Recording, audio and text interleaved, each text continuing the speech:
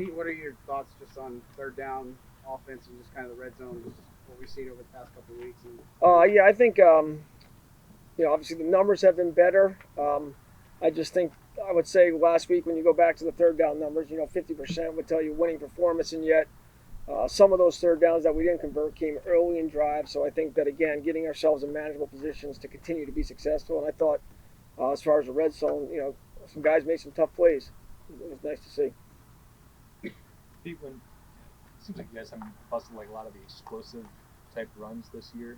Is there like a consistent reason for that? You think? I think it takes all 11. So I think again, it's us as coaches making sure that when those opportunities arise, that we take advantage of those and making sure we're putting our players in the right positions to get those. But again, yeah, that's something that needs to be better. I was going to ask just about starting off with, a typical run on 1st and 10 to get ahead of the chains. Has it been a source of frustration? That feels like a lot of times those are zeros, ones that kind of get a drive off to a slow start. Yeah, I think it's it's things that we've talked about as a staff and trying to just make sure that again we're putting our players in the best position to try to avoid the 2nd and 9s, and then that also kind of limits a little bit more, I guess, maybe what you're doing on 2nd down as far as calls. Maybe takes away some of the play actions or something. If they're going to be sinking in coverage. But I think again it's the message is, hey, we got to be efficient on 1st and 2nd down and get ourselves into manageable thirds. Yeah, as you guys have gotten into the schedule a little bit, like if you had to define the identity of the offenses, is that kind of clarified, and what would it be? I think the players feel pretty good about the schemes, and I think there's a lot of that coming from communication with those guys as well as to the things that they like, the things that how can we sometimes we talk about reducing the volume, things like that. But I think there's been a lot of great discussion as we've gone along and kind of learned each other, and I think things are going in the right direction. When a team blitzes as much as Minnesota does, what's the challenge there, and what do they do well with those blitzes? Well, I think they create a lot of different personnel groupings, and when you talk about their pressure package, that's their you would say that's their base plan, and so they create a lot of different looks with different personnel packages, and there's also a lot of disguises that they'll present that might put you in some max protections, and then all of a sudden guys are dropping out. So their pressure package creates a lot of things. A lot of time this week spent on those as an offensive staff, and just kind of making sure we're all on the same page. What do you think you'll like? How would you kind of assess y'all's ball security this year? It seems like maybe a little bit of an improvement over last year.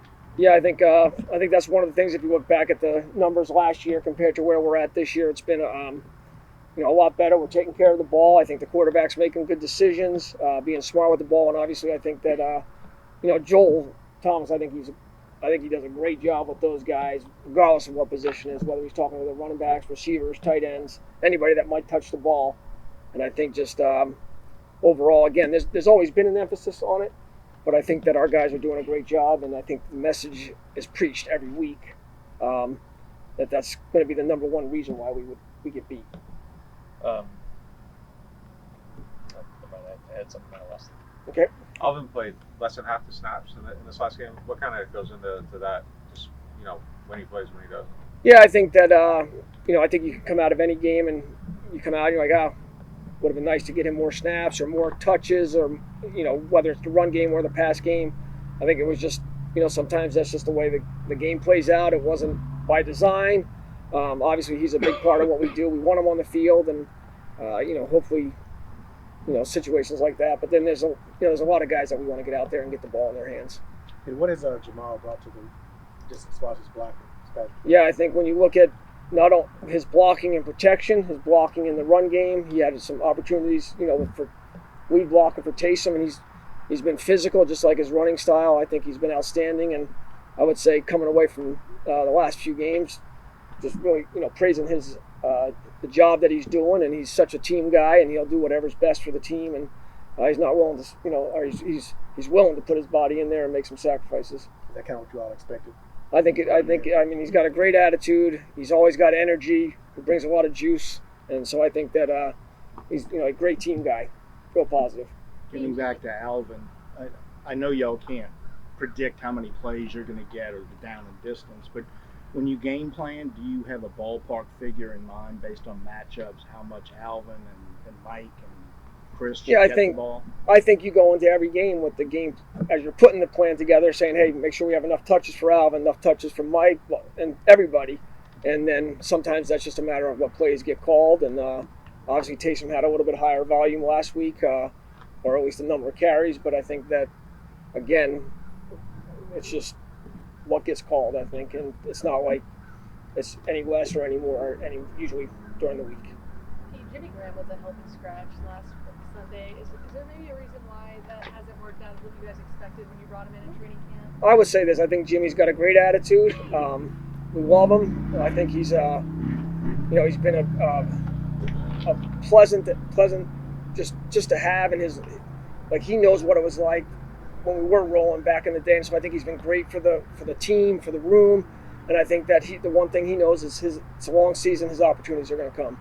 Is it just a matter of there's so many guys to get the ball to, so much talent right now around Yeah, I think there's a lot that goes into that as far as maybe the number you're dressing at a certain position. There's just whatever. Those would probably be better questions for, the head coach as far as the numbers that maybe we're dressing or what positions. But I think that again, he's had a great attitude, and he's a pro, and so his message to us is, hey, when my number's called, I'll be ready. With Adam coming back, what does that mean for Colin?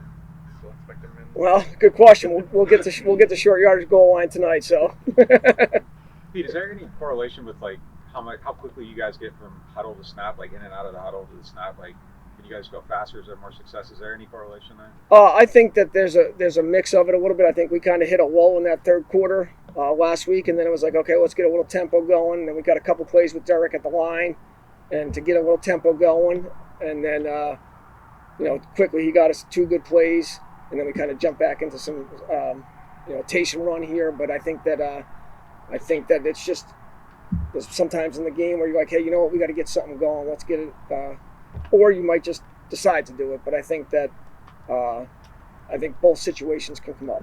Is there any target amount of time for how long you want to be in a huddle, get from the huddle to the line of scrimmage?